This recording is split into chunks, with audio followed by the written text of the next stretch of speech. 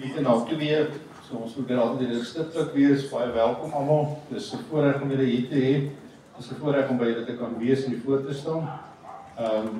Volgens met hierdie, ons weet almal, ons hoop julle weet, ja, hier sit om nuwe mense. Ons hou maandag bestuursverkiesing vir die nuwe direksie.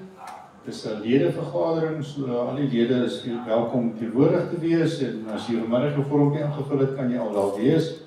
Dit is by 521 Opstalstraat. So ons gaan by 525 stop.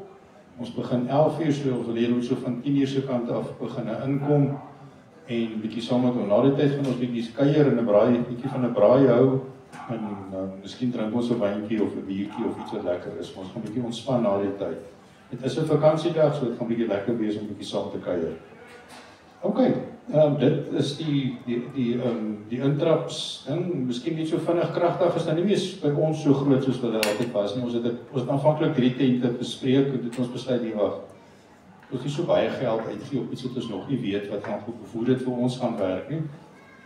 Kragtig bring so 34,000 mense deur die voete of deur die deure in daai 3 dae.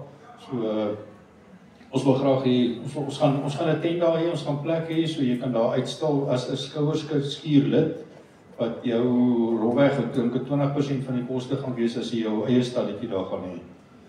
So wat ons nodig het is, jy moet iets verkoop daar, of iets daar hê, bring iets, dink aan iets, maak iets. André gaan seker sy ertwurms vat. Ja. En lemoensap. En lemoensap, ja, ek het vergeet van die lemoensap, ek het dit vergeet.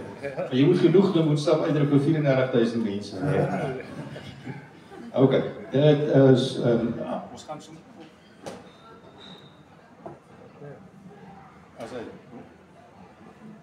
hy is aan my werk.